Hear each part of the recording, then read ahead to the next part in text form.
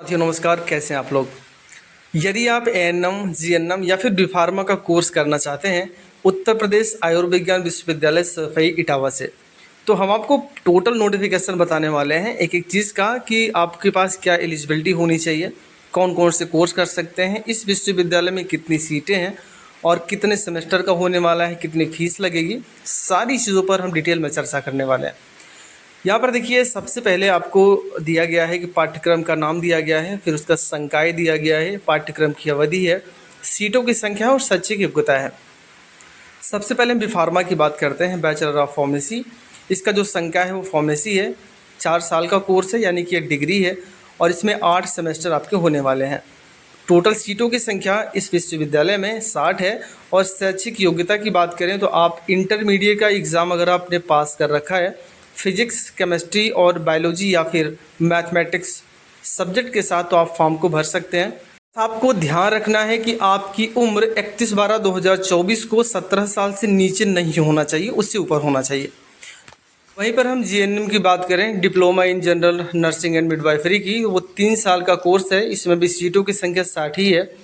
वहीं पर हम अगर एलिजिबिलिटी की बात करें तो आप इंटरमीडिएट का एग्ज़ाम आप पास होने चाहिए इंग्लिश सब्जेक्ट के साथ, और इंग्लिश में आपका मिनिमम 40% मार्क होना ज़रूरी है। यदि आपने अपने स्टेट बोर्ड के ज़रिए एग्ज़ाम पास किया है तब भी ठीक है, अगर आप NIOS के ज़रिए पास किए हैं तब भी आप इसके लिए एलिजिबल हैं, या फिर आपने इंडियन नर्सिंग काउंसिल के द्वारा अगर आपने वोकेशनल एएनएम कोर्स कर रखा है तब भी आप इसके लिए एलिजिबल हैं।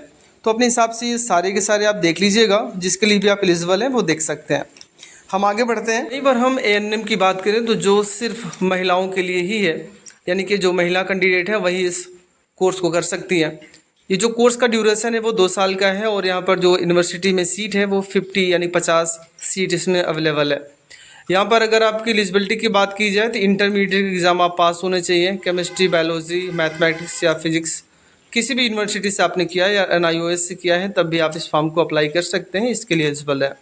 तो यहाँ पर अथवा करके दिया गया है, आर्ट और अदर के लिए भी है, बायोटेक्नोलॉजी है, इकोनॉमिक्स है, पॉलिटिक्स साइंस है, तो इसमें आप देख सकते हैं। अगर आप इनमें भी एक कोर्स को कर रखा है पहले से ही तो आप फॉर्म को भर सकते हो।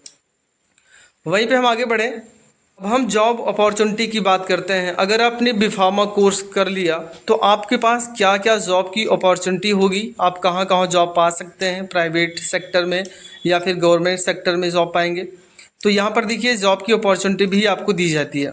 बीफार्मा कोर्स करने के बाद आप बीफार्मा डिग्री होल्डर हैं तो आप प्राइवेट जॉब कर सकते हैं, गवर्नमेंट जॉब कर सकते हैं, जिसमें आप फार्मासिस्ट बन सकते हैं, ड्रग इंस्पेक्टर बन सकते हैं, फूड इंस्पेक्टर बन सकते हैं, मेडिकल राइटर बन सकते हैं, और भी आपके पास अपॉर्चुनिटी है, जैसे फार्मास्यूटिकल इंडस्ट्री में आप वर्क कर सकते हैं, लेजिस्लेटिव या एक्सपर्ट आप बन सकते हैं, क्लिनिकली फार्मास्यूटिकल बन सकते हैं।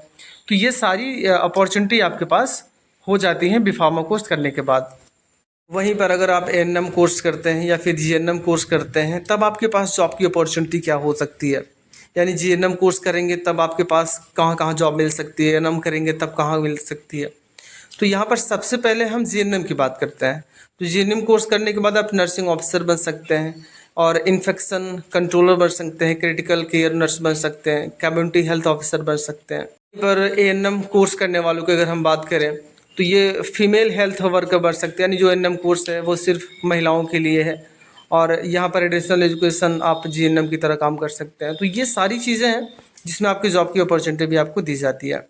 तो यहाँ पर जो आपका एग्ज़ाम होगा, एग्ज़ाम में पूछे जाने वाले जो सवाल हैं वो कहाँ से पूछे जाएंगे, प्रश्न पत्र आपका दिया गया है, यानी 2 प्रश्न पत्र होंगे। पेपर फर्स्ट की अगर हम बात कर लें, ओनली फॉर साइंस स्टूडेंट के लिए, जिसमें आप देखेंगे भौतिक विज्ञान है, ठीक है ना। प्रश्न पत्र की बात करें जिससे भौतिक विज्ञान से क्वेश्चन पूछा जाएगा, केमिस्ट्री से बायोलॉजी से पूछा जाएगा, जिसमें देखें यहाँ पर 33 नंबर लास्ट में जो जीव विज्ञान गणित है 34 नंबर पूछा जाएगा। वहीं पर सेकंड पेपर की बात करें, only for the art, commerce and other student के लिए है, जिसमें सामान्य हिंदी पूछी जाएगी, सामान्य अंग्रेजी पूछी जाएगी, सामान्य अध्ययन पूछा जाएगा। अलग अलग यहाँ पर दिया गया 20 नंबर 60 नंबर, ऐसे करके आपसे पूछा जाएगा आपके यानी कि जो आपका एग्ज़ाम होगा उसकी मैं बात कर रहा हूँ।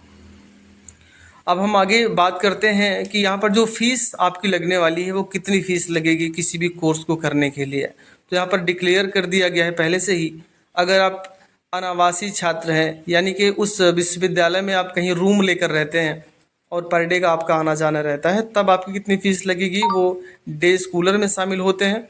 और अगर वो जो आवासीय जो हॉस्टल लेकर रहते हैं उनकी बात अलग है, उनकी फ़ीस अलग लगती है। तो अब यहाँ पर हम डे स्कॉलर की अगर हम बात करें तो यहाँ पर आपका जो टोटल खर्चा है या वार्षिक है, ध्यान रखेंगे 1 वर्ष का यहाँ पर विवरण आपको दिया गया है कि प्रवेश शुल्क कितना होगा, प्रशिक्षण शुल्क और कॉमन मनी कितना है, अन्य शुल्क कितने हैं, तो यहाँ पर आपको दे दिया गया है। अगर आप डिग्री करते हैं तो कितना लगेगा, डिप्लोमा करते हैं तो कितना लगेगा। हॉस्टलर की बात करते हैं, जिसे आवासीय छात्र कहा जाता है। अगर हॉस्टल लेकर रहते हैं तब आपकी कितनी फ़ीस लगेगी डिग्री के लिए, और डिप्लोमा के लिए कितनी फ़ीस लगेगी। तो इस प्रकार से हमने सारी डिटेल में चर्चा कर ली है। अगर आपको कोई और जानकारी चाहिए तो कमेंट बॉक्स में पूछ सकते हैं।